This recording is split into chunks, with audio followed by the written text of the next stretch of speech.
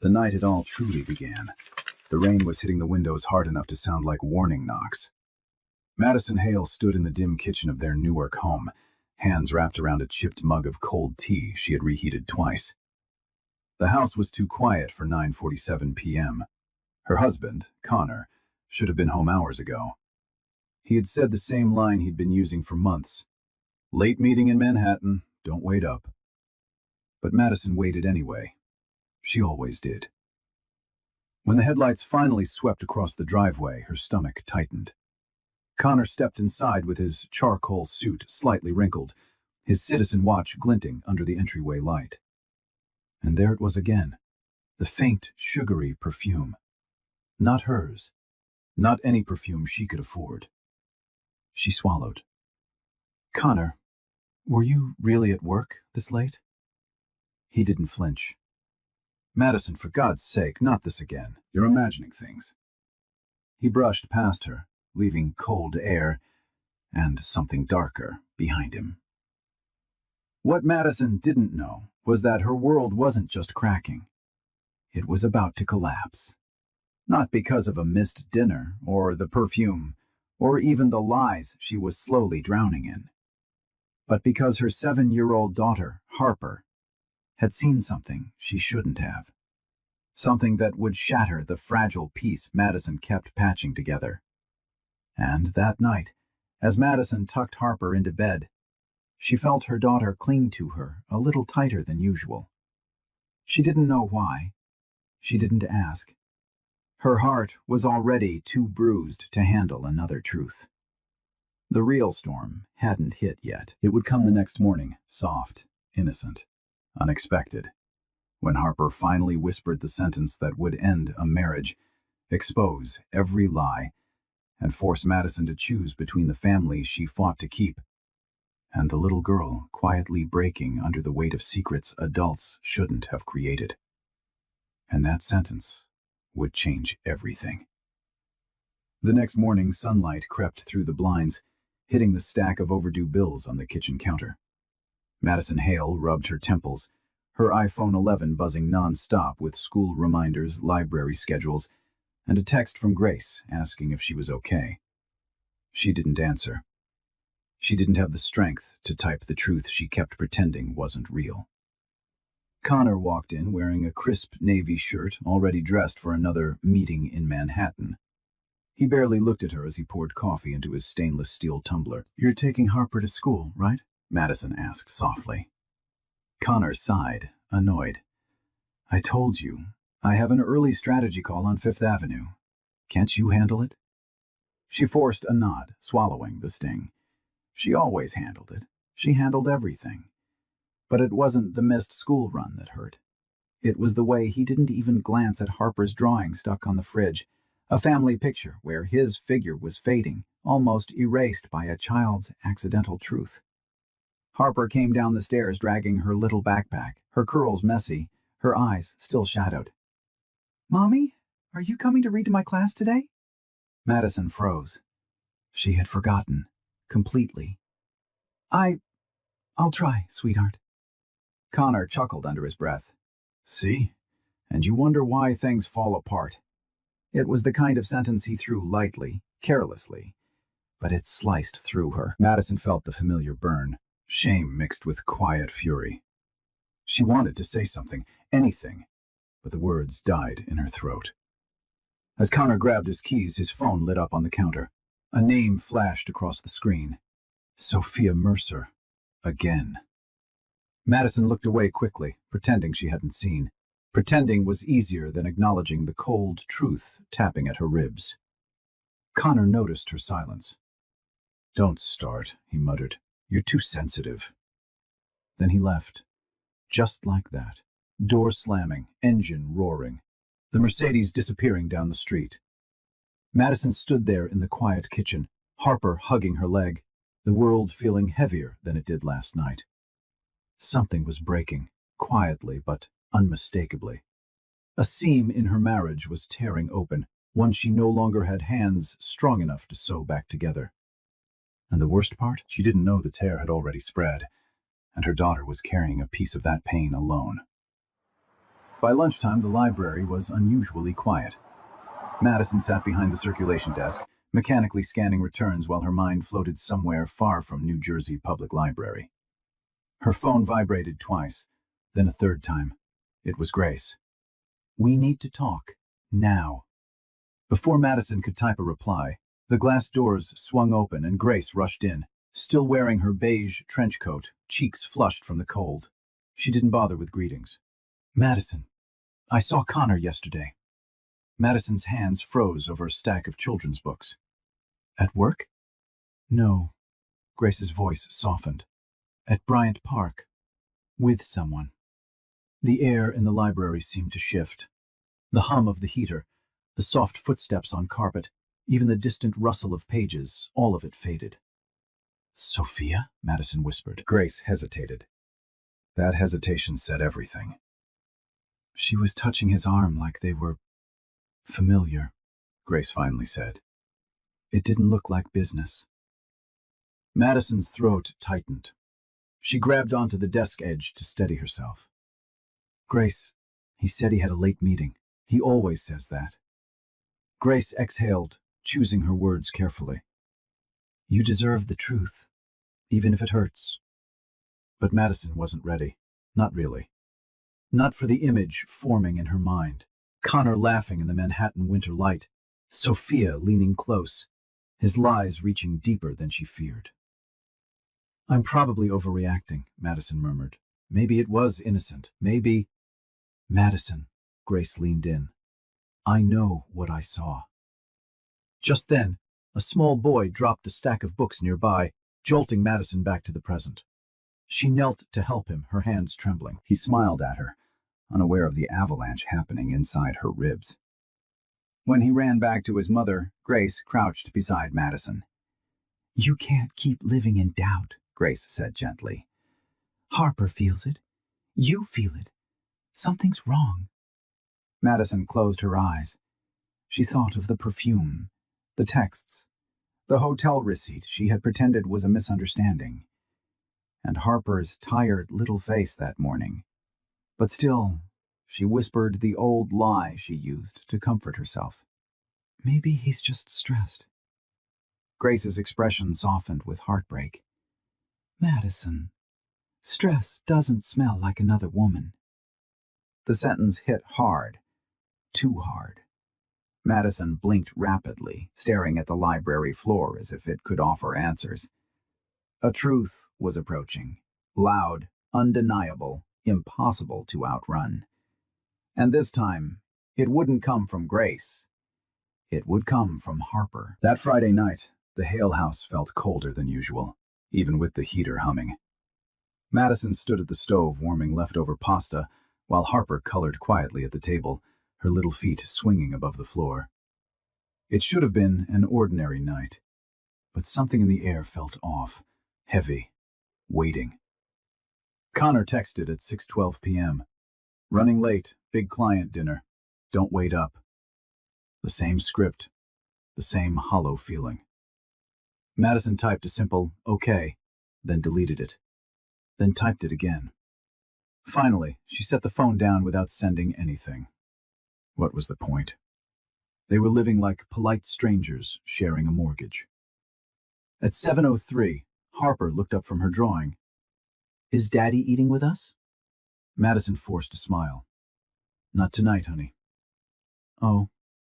Harper went back to coloring, but slower now, pressing harder on the paper, as if trying to bury something beneath the crayons. After dinner, Madison washed dishes, while Harper watched cartoons in the living room. The quiet felt suffocating, like a question with no answer. She wiped her hands on a towel and reached for her phone. A message from Grace waited there. "Are you sitting down?" Madison's heart lurched. She replied, "What happened?" A photo came through, grainy, probably taken from far away, but clear enough. Connor, standing outside the Plaza Hotel, with Sophia Mercer beside him, her hand on his chest, laughing up at him like they were sharing a secret. Madison felt the ground shift. Her breath came out shaky. She sat on the edge of the couch, phone trembling in her hands. She tried to convince herself it wasn't what it looked like, but the truth was right there, frozen in pixels, undeniable. She didn't cry. Not yet. The numbness wrapped around her like armor, but behind her, Harper peeked around the hallway corner. Madison didn't know the little girl had been watching her for minutes, studying the way her mother's face crumpled even though she tried to hide it. Harper clutched her stuffed koala tighter. "Mommy, did Daddy hurt your feelings?" she asked softly. Madison blinked hard, shoving the phone under a pillow. "No, baby, I'm okay." But she wasn't. Something inside her had cracked so loudly, she was amazed Harper couldn't hear it. And upstairs, her daughter was gathering a secret of her own, one secret that would end the marriage forever. Saturday morning arrived with a thin layer of frost on the windows, the kind that made the whole world look fragile. Madison stood in the kitchen stirring oatmeal for Harper when she saw Connor's Mercedes pull into the driveway. He hadn't come home the night before. No text, no call. He walked in like nothing was wrong, hair neatly styled, shirt crisp, the faint trace of Sophia's perfume still clinging to him. Madison felt it instantly, like a slap she didn't see coming. "You didn't come home," she said quietly. Connor shrugged out of his coat. "I told you, big client dinner. I stayed with the team at the Westlake Hotel. It was late." Madison froze. "The Westlake?" "Yeah. Why?" Connor asked casually, pouring himself coffee. She swallowed hard. Grace had taken that photo outside the Plaza Hotel, not the Westlake. Not even close. "Nothing," Madison whispered. "Just asking." Connor didn't notice the way her voice cracked, or maybe he did and simply didn't care. He scrolled through his phone, smirking faintly at something. A message from Sophia, no doubt. Harper padded into the kitchen wearing her unicorn pajamas. She stopped a few feet from her dad, hesitant, unsure. Something she never used to be. "Hi, Daddy," she murmured. Connor glanced down briefly. "Hey, kiddo." No hug, no warmth. Madison's heart twisted. As Harper sat to eat, Madison pulled out a crumpled receipt she had found earlier that morning while doing laundry. It had been in Connor's pants pocket. A bar charge. 2 cocktails. The Plaza Hotel Lounge. 1:12 a.m. She set it on the counter silently. Connor barely looked at it. "That's from a client meeting. Don't start drama." "A client meeting at a hotel bar past 1 in the morning?" Madison whispered. "For God's sake, Madison," he snapped. "You're paranoid. This is why things feel strained. You create problems that aren't there." She swallowed her anger, her humiliation, her heartbreak, because Harper was watching. Spoon paused mid-air. Connor grabbed his keys again. "I need to get back to the office. Try not to overthink everything." Then he kissed the top of Harper's head, skipped Madison entirely, and walked out. The door clicked shut. Harper climbed off her chair, walked to her mother, and wrapped her arms around Madison's leg. "Mommy, Daddy lied again. I heard." Madison's breath hitched. She hadn't realized the truth was no longer hers alone. That night, the house felt unbearably still. Madison sat on the couch with the lights off, staring at a cracked spot on the wall, as if it held answers. Harper had finally fallen asleep, curled up with her stuffed koala, after asking one too many heartbreaking questions Madison couldn't answer. When her phone buzzed, she expected Grace, but it was Connor. "Don't wait up. Late work again." Late work. Again. The same script he didn't even try to rewrite. Madison set the phone face down as a wave of exhaustion washed over her. Not the kind that sleep could fix, but the kind that came from carrying a collapsing marriage on shoulders that had grown too tired. On the coffee table, her old Kindle blinked open to a page she had highlighted months ago from Women Who Run with the Wolves. A woman's deepest wounds are often inflicted in silence. Tonight, that line hit differently. Her eyes blurred, She pressed both hands over her mouth to keep from sobbing too loudly, terrified of waking Harper. Tears spilled through her fingers anyway, hot, relentless, grieving the life she had tried so impossibly hard to protect. For years, she believed loyalty could fix anything. For months, she believed Connor could still choose them. For weeks, she had ignored every warning sign. But for the first time, she felt herself slipping under. The worst part wasn't the betrayal. It was the slow, painful realization that she no longer recognized the man she married. A knock jolted her. She wiped her eyes quickly and opened the door a crack. Their elderly neighbor, Mrs. Dalton, stood in a robe, holding a small container. "Saw your lights still on," she whispered. "Made extra chicken soup. Thought you might need it." Madison's throat tightened. "Thank you. It's been a long day." Mrs. Dalton hesitated. "Sweetheart, people don't cry like that over small things." That simple sentence broke through whatever thin shield Madison had left. She nodded, unable to speak. Mrs. Dalton squeezed her hand gently before leaving. "You're stronger than you think." When Madison closed the door, she pressed her back against it, breathing shakily. Upstairs, Harper shifted in her sleep, murmuring, "Mommy?" Madison looked up. If not for herself, she had to survive this for her daughter. But she had no idea the biggest wound, Harper's secret, was still waiting to be revealed.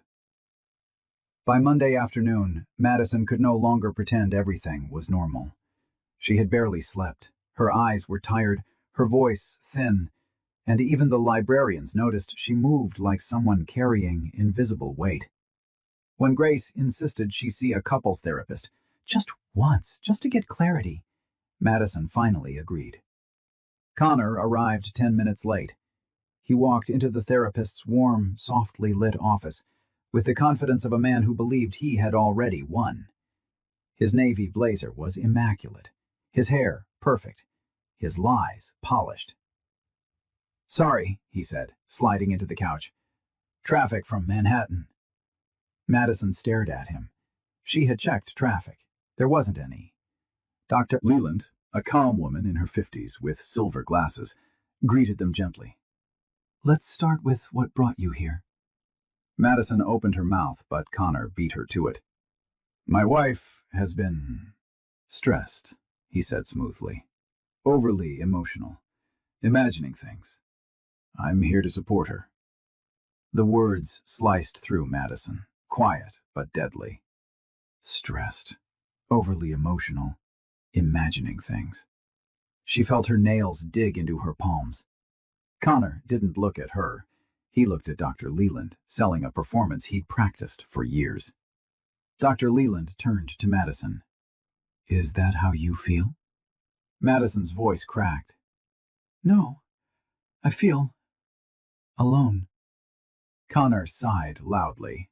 "Here we go." Madison flinched. "Connor," Dr. Leland said firmly. "Please let her speak." He leaned back, annoyed but silent. Madison tried again, her voice trembling. "He comes home late. He lies." "I don't lie," Connor snapped. "I work." "Sorry if that bothers you." "And the perfume?" Madison whispered. "The hotel receipts? The picture outside the plaza?" Connor's jaw tightened. "She's twisting things. She always twists things." "I twist nothing!" Madison cried, startling even herself. Silence filled the room. Dr. Leland exhaled slowly. "Connor, deflection doesn't solve problems." Connor scoffed. "This is pointless. She's paranoid. Even our daughter knows she overreacts." Madison's heart stuttered. "Harper said that?" Connor looked away, realizing his mistake, but too late. Dr. Leland leaned forward. "Your daughter is involved?" Madison's breath shook. "She heard something. I don't know what yet." Connor stiffened. For the first time since they entered the room, He looked scared.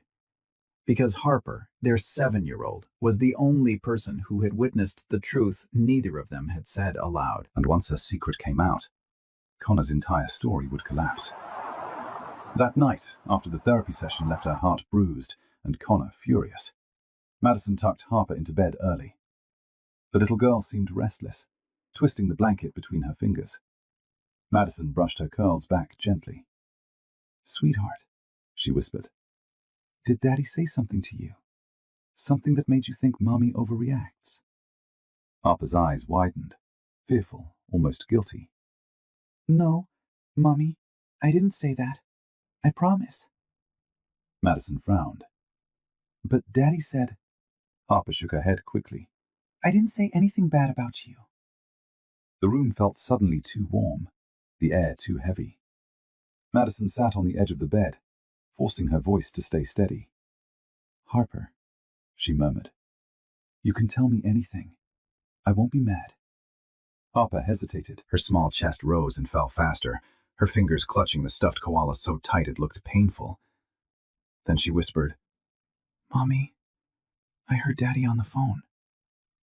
Everything inside Madison froze. "What? What did you hear?" she asked, barely breathing. Harper's voice trembled. "He was talking to a lady. I heard him in the hallway when I got water." Madison's heart pounded so hard she felt dizzy. "What did he say, sweetheart?" Harper glanced at the door, as if afraid Connor might appear. Then she leaned in, tiny lips close to Madison's ear. "He said he wishes you wouldn't cling to him anymore." The words hit Madison like a physical blow. She sucked in a breath, steadying herself. Harper wasn't finished. "And the lady said—" Harper's voice cracked. "She said you're boring. And Daddy laughed. And then she said I'm just a kid and won't matter." Madison felt her stomach twist violently. Her daughter, her innocent 7-year-old, dragged into a betrayal she never asked to understand. A tear slipped down Harper's cheek. "Mommy, I didn't want to tell you. I didn't want to make you sad." Madison pulled her into her arms, holding her so tightly she felt their heartbeats collide. "You didn't make me sad," she whispered, voice breaking. "You're the only thing keeping me standing." Harper buried her face in Madison's neck. "I don't want Daddy to be mean to you anymore." Madison closed her eyes. She had spent months trying to save her marriage, but now she realized she had to save her daughter first. And soon, she would have to face Connor with the truth Harper could no longer carry alone.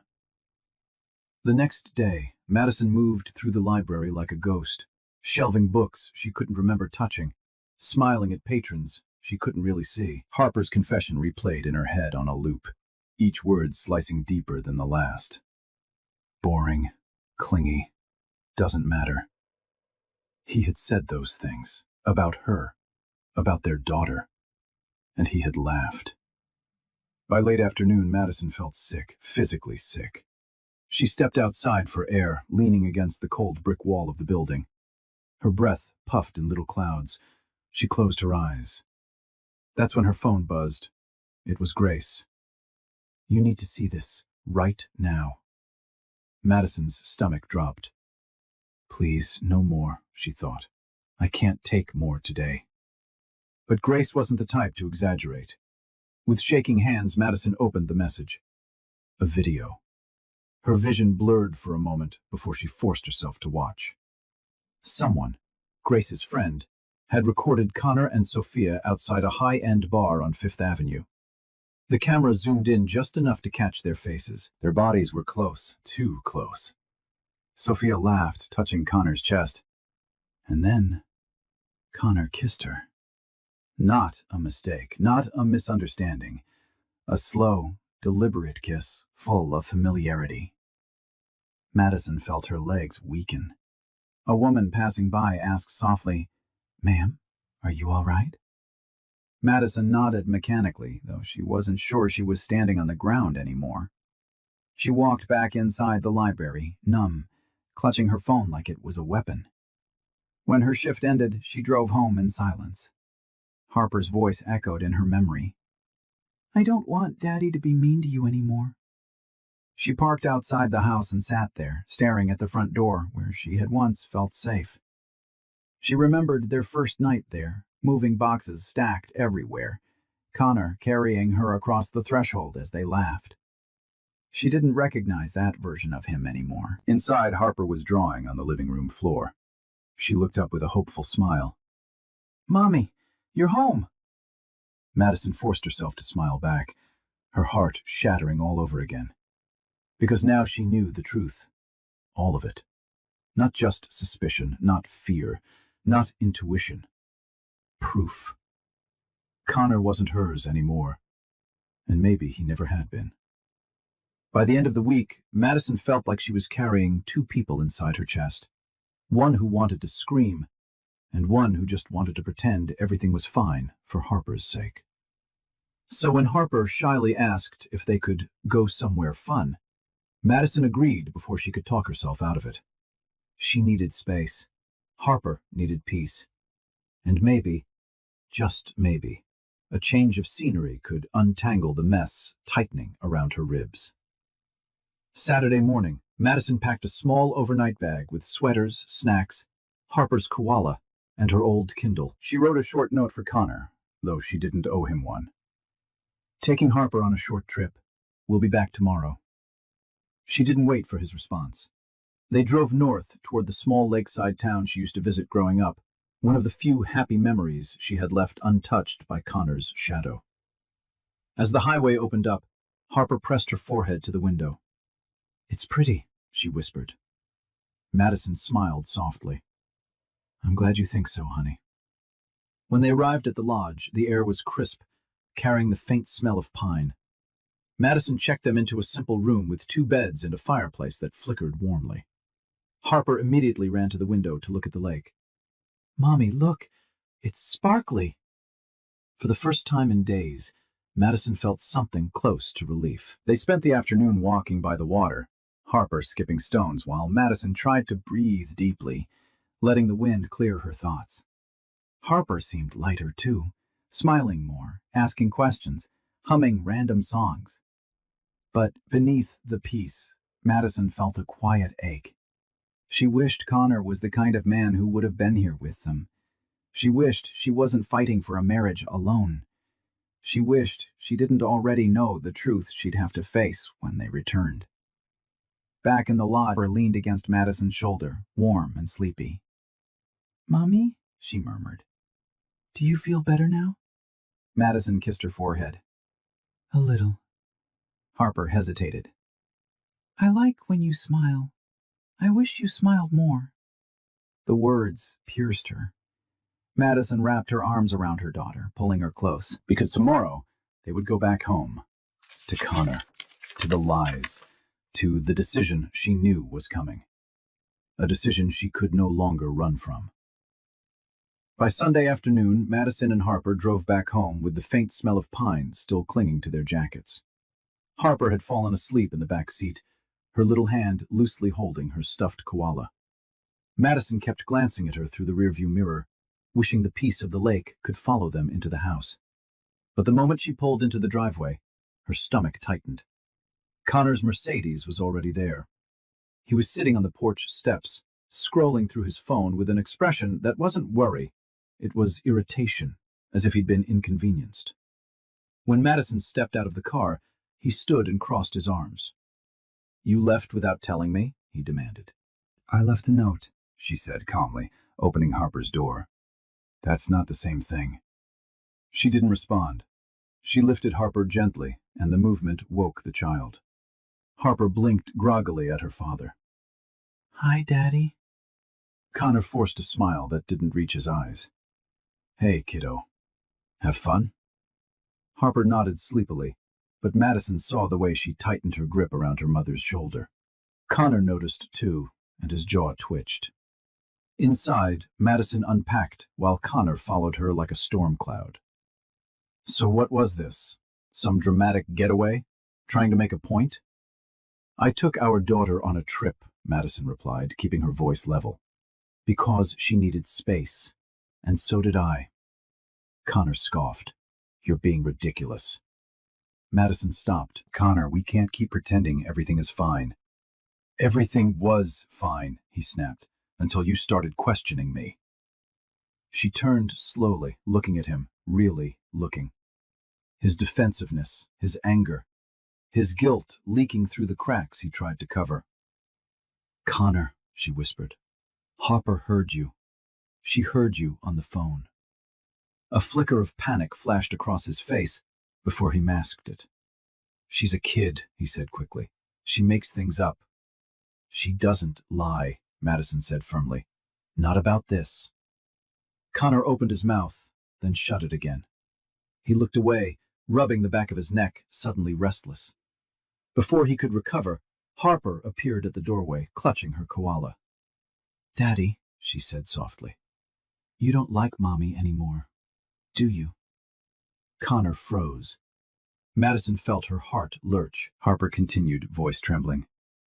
You told that lady Mommy is boring.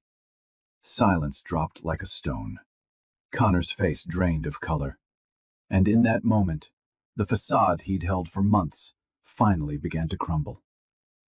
For a moment, the house went completely silent. Not the calm kind of silence, but the heavy, suffocating kind that wraps itself around your throat. Connor stood frozen in the doorway, staring at Harper, as if he couldn't believe what he had just heard. Madison felt her knees weaken, but she stayed still, because this moment wasn't about her pain. It was about her daughter's. Harper clutched her stuffed koala tighter. Daddy, why did you say that about Mommy? I heard you. You said she's boring and that she clings too much. Connor swallowed hard. Harper, sweetheart, you must have misunderstood.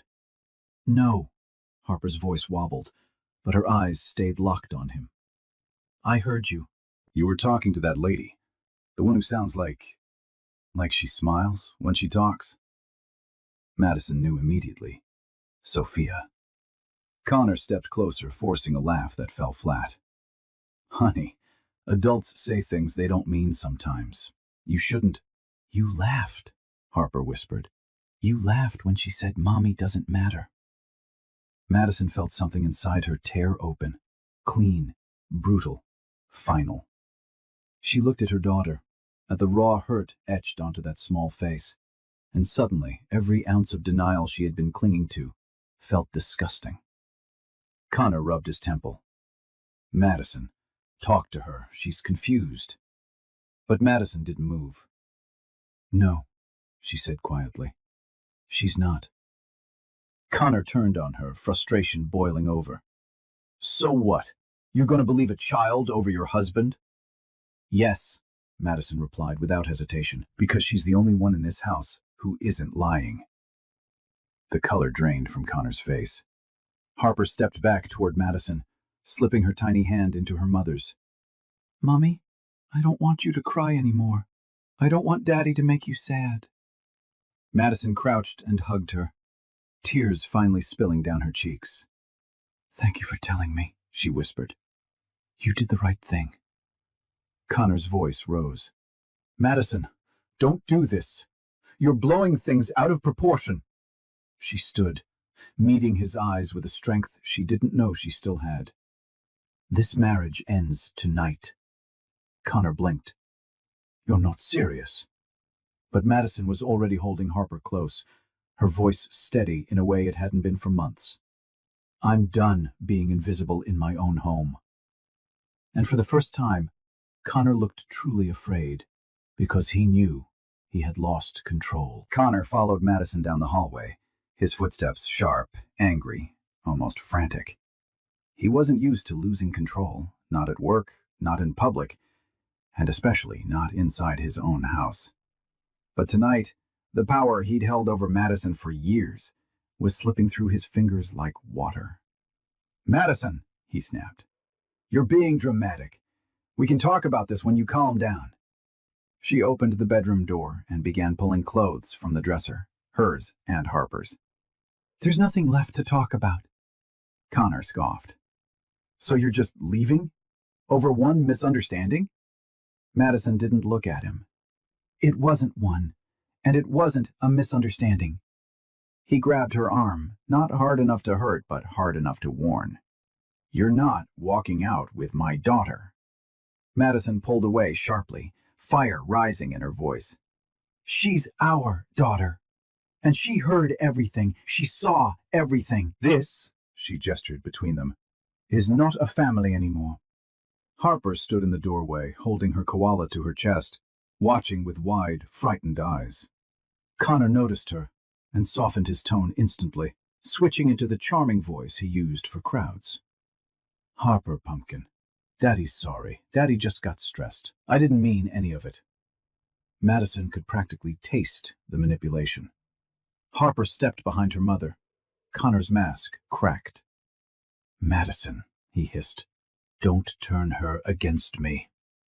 Madison zipped up the small suitcase. You did that all by yourself. He blocked the doorway. Where are you going to go? You can't even afford rent without me. The words were meant to strike a nerve. And they did. But not the way he expected. Madison straightened slowly, meeting his eyes with a calm he had never seen in her before. I'd rather start from nothing, she said softly, and stay in a home built on lies. Connor stared at her, stunned. He wasn't losing an argument. He was losing control, and he knew it. Madison took Harper's hand and moved past him. He didn't stop them this time. He couldn't. Something in her had changed, grown too strong, too certain to manipulate. At the front door, Harper looked back once, whispering, Bye, Daddy. Connor stepped forward. Madison, if you leave now, you'll regret it. She opened the door without flinching. No, Connor, she said. The only thing I regret is staying this long. And with that, she stepped into the cold night, taking the last piece of light with her. Madison spent the night at Grace's apartment, curled up on the couch with Harper asleep on her chest. She barely slept, but for the first time in months, the silence didn't hurt. It soothed. No footsteps pacing, no accusing sighs, no perfume on a man who no longer belonged to her. Just breathing, just stillness. Connor, however, did not sleep at all. By morning, he looked like a man unraveling. His hair was disheveled, his tie crooked, his eyes red from pacing the house all night. He grabbed his phone and dialed Sophia first. No answer. He tried again. Still nothing. Finally, she picked up, sounding annoyed. Connor, it's early. Where were you? He demanded. Why, so you can yell at me about your wife leaving? That's not my problem. He froze. You told me you cared. Connor, she sighed. I cared about the promotion, not the rest of this mess. And just like that, the illusion shattered. She hung up before he could respond. He stood in the middle of the living room, angry, humiliated, terrified, all at once. The echo of Harper's little voice haunted him. You said Mommy doesn't matter. Those words landed harder now that his house was empty. When Connor finally arrived at work, late and unfocused, he walked straight into a conference room where his boss, Richard Dalton, waited with a stiff expression. Connor, Richard said, sliding a folder across the table. We've received a complaint. Connor blinked. A complaint? Richard leaned back. From Sophia Mercer. Connor felt the blood drain from his face. She's lying. She claims you pursued her, made her uncomfortable, crossed boundaries. That's not true, Connor exploded. She was the one. Richard held up a hand. We're placing you on temporary leave while HR investigates. Richard, please, Connor begged. This is a misunderstanding. But Richard's face didn't soften. You've been distracted, unreliable, erratic. And now this scandal? The board doesn't like bad press.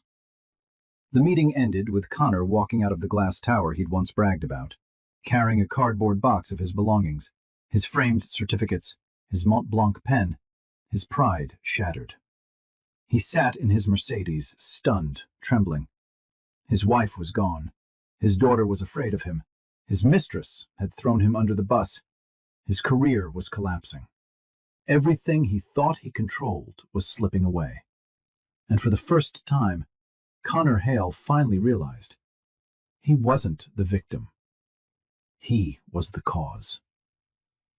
Madison woke up on Grace's couch with her neck stiff and her heart heavy, but Harper's small hand resting on her arm reminded her why she had to keep moving.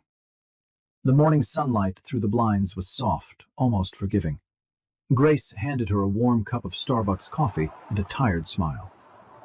"You did the right thing," Grace said. Madison nodded, though doubt still clung to her like a second skin. "It doesn't feel like it yet." "That's because you're in the part where everything hurts before it gets better." Later that morning, while Harper played quietly with building blocks on the rug, Madison scrolled through her phone. Emails, overdue notices, a reminder about the library's budget cuts. Her life was a list of things she couldn't lose, yet had already started losing. Her eyes stung. She set the phone down, trying to steady her breathing. But the exhaustion of months, years, caught up to her all at once.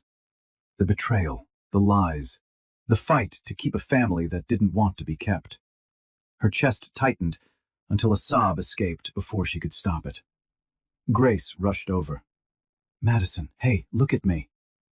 "I tried so hard," Madison whispered. "I did everything I could to save our marriage, and he still chose her." "No," Grace corrected gently.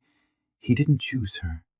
He chose to be the kind of man who loses good things." Madison covered her face with both hands, shoulders shaking.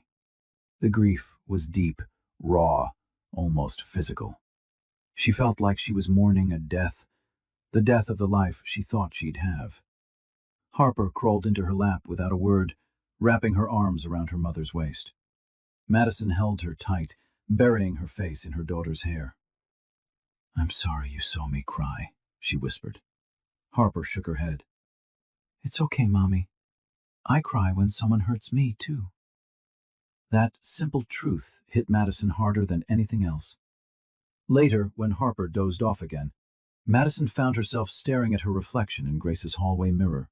Puffy eyes, messy hair, a woman who looked nothing like the hopeful bride she once was. But beneath the exhaustion, she saw something else. A spark. A beginning. A possibility she hadn't felt in years. She wasn't broken. She was bruised, but alive. Hurting, but still standing. And soon, she would discover she wasn't standing alone.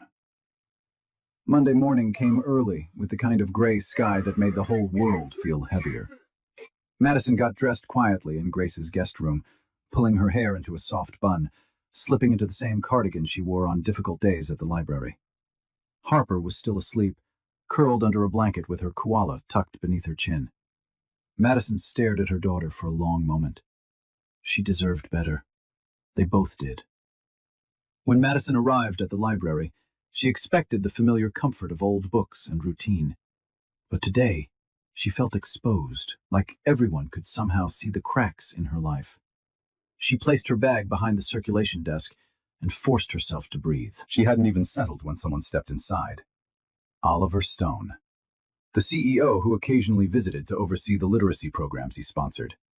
Tall, polished, with a quiet presence that filled a room without trying.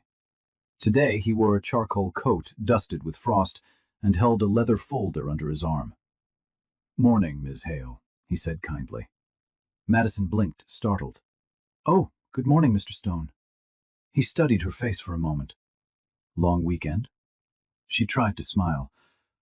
"Something like that." He didn't push, but something in his expression softened. Oliver had a way of noticing things without prying, and today Madison felt that more than ever. "I actually came to discuss the community reading initiative," he said, setting the folder on the desk. "I've been reviewing your program outlines. They're impressive." She stared at him. "My outlines? You looked at those?" "I did," he said simply. "You have a talent for engaging young readers." A warmth spread across her chest, small but real. She hadn't felt proud of anything in a long time. Before she could respond, her phone buzzed. A message from Connor. "We need to talk, now." Her stomach twisted. She locked the screen and slid the phone away. Oliver watched her carefully. "If you ever need flexibility in your schedule, or support, don't hesitate to ask." Madison nodded, trying to keep her composure. "Thank you. That means more than you know." As Oliver left, she exhaled shakily. For the first time, someone saw her, not as a wife, not as a mother, not as someone falling apart, but as a woman with value. She wasn't healed, not yet, but she was moving. Forward. Quietly. Bravely. And with every step, she was getting closer to the life she deserved. Connor showed up at the library that afternoon without warning. Madison was shelving books in the children's section when she heard the heavy footsteps, too fast, too purposeful. When she looked up, he was standing between the rows of shelves, hair disheveled, tie loosened, eyes frantic. "Madison," he said, voice strained, "we need to talk." She straightened. "This isn't the place." "I don't care," he snapped. "I need you to come home, now." His urgency didn't frighten her, it irritated her. "Connor, lower your voice, there are kids here." He exhaled shakily, running a hand through his hair. "Everything's falling apart. They put me on leave. HR's investigating me. Sophia—" He stopped, jaw tightening. "She lied. She told them I crossed boundaries." Madison crossed her arms. "Did you?" "Of course not," he said instantly, too quickly. Madison raised an eyebrow. Connor dropped his gaze. "I need you to tell them," he said. "Tell them I'm not the man she says I am. Tell them I'm faithful." Madison stared at him, stunned. "Faithful? Connor, you kissed her outside the Plaza Hotel." His face drained of color. "Grace showed you that video?" "It doesn't matter who showed me. It happened." He stepped closer, desperate. "Madison, please. I'm losing my job, my reputation, everything I built." She took a step back. "You didn't lose everything. You gave it away." He swallowed. "I need you." That sentence, once sacred, now felt dirty. Madison's voice was soft but firm. "You need damage control, not me." "No," he insisted. "I need my wife. I need my family back." She shook her head. "You had a family, and you burned it for something temporary." Connor's breathing grew ragged. "Madison, I can fix this. We can fix this. I'll stop seeing her. You already lost the chance to fix it." He reached for her hand, but she pulled away. At that moment, Oliver Stone walked into the children's section, holding a stack of donated books. He stopped when he saw them, sensing the tension instantly. Connor glanced at Oliver, then back at Madison. "Who the hell is he?" Oliver didn't flinch. "A colleague, and someone who respects her." Connor's jaw clenched. "Madison, you would choose him over your own husband?" She lifted her chin. "I choose anyone over being lied to again." Connor stepped back as if slapped. For the first time, he realized something terrifying. Madison wasn't bluffing.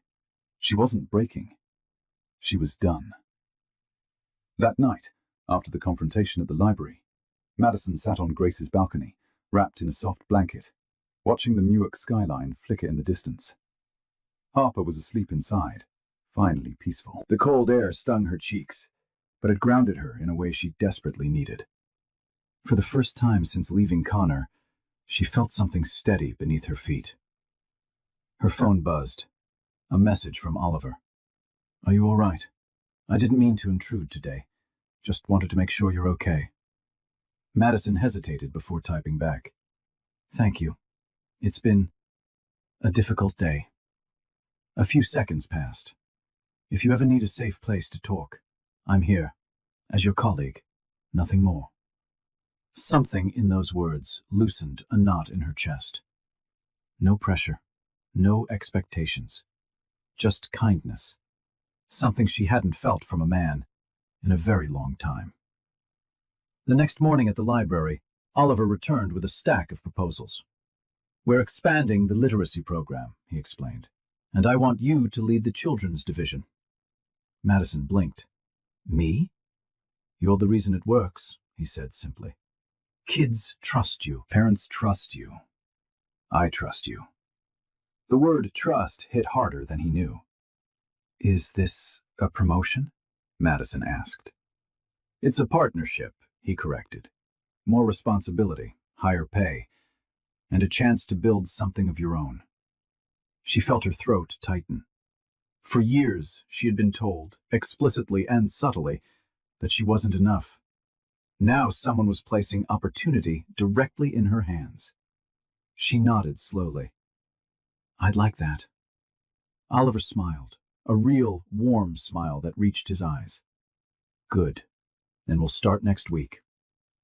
Later that afternoon, Madison walked through the library with a purpose she hadn't felt in years. She reorganized shelves, drafted ideas, even played tag with a few kids in the reading corner. Her laughter came back, quiet, fragile, but genuine. When she picked Harper up from school, her daughter studied her with curious eyes. "Mommy, you look happy." Madison brushed a curl from Harper's forehead. "I think I'm learning how to be again." Harper grinned and squeezed her hand. As they walked to the car, Madison realized something profound. She didn't need Connor's approval. She didn't need the marriage she fought so hard for. She didn't need to stay small to keep peace. She was rebuilding, brick by brick, step by step, day by day. And this time, the life she was creating was finally hers. A week later, Madison sat at her new desk in the library's renovated community room, surrounded by bright posters, stacks of children's books, and a binder labeled Director, Youth Literacy Initiative. Her hands rested on the smooth surface of a brand new MacBook Air, an onboarding gift from the program, not from a man expecting gratitude, but from a team that believed in her. She had never felt this kind of pride before. Not the shaky kind built from trying to hold her marriage together, but a deep, steady pride in herself.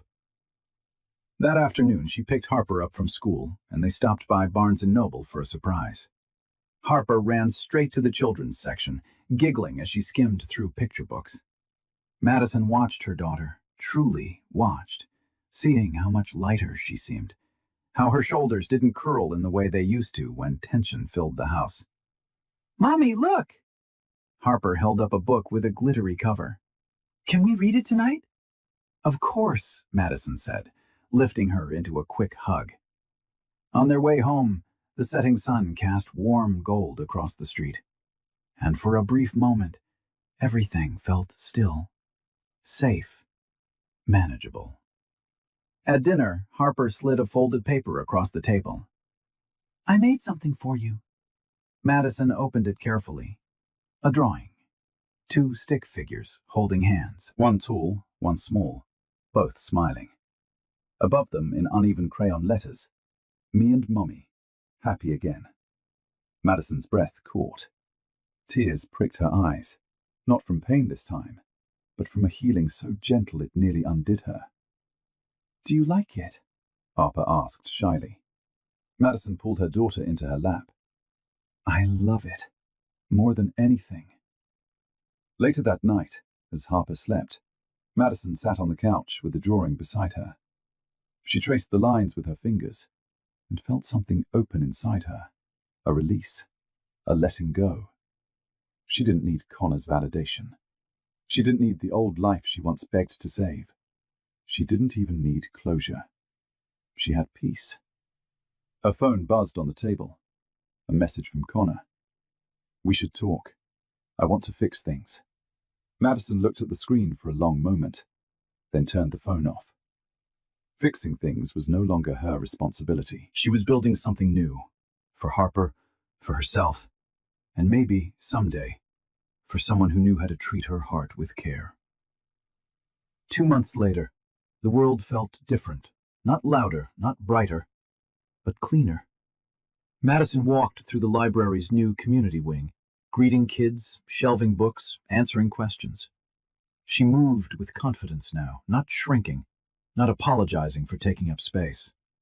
Harper skipped beside her after school, her backpack bouncing with every step, her laugh echoing in the hallway like sunlight. Madison's life wasn't perfect, but it was peaceful, and that was a kind of freedom she had never known. That Friday, the library hosted a small event for the literacy program. Parents gathered, kids read aloud, and soft music played from a speaker in the corner. Oliver Stone arrived late, carrying 2 trays of pastries from a local bakery. "Thought we could use reinforcements," he joked as he set them down. Madison smiled, genuinely. "You're always saving the day." "Not saving," he corrected softly. "Supporting." Their eyes met for a second too long, warm and steady, but neither rushed it. There was no pressure between them, just possibility. After the event, when the last family left, Oliver handed Madison a file. "This is for you," he said. "A formal offer to expand your role. Full-time director, benefits, a team under you." Madison blinked. "Oliver, this is huge." "You earned it," he said. "Not because you survived something painful, but because you're good at what you do." Tears filled her eyes before she could stop them. Not from sadness, from validation, from being seen. Before she could respond, the front doors opened sharply. Connor. He strode inside, suit wrinkled, eyes tired, desperation hanging off him like a shadow. "Madison," he said loudly, "we need to talk." Oliver took a subtle step closer, not possessive, just protective. Madison lifted her chin. "Say what you need to say." Connor swallowed. "I'm sorry. For everything. I lost my job, my reputation, and I know I don't deserve another chance, but—" "You're right," Madison said calmly. "You don't." Connor blinked.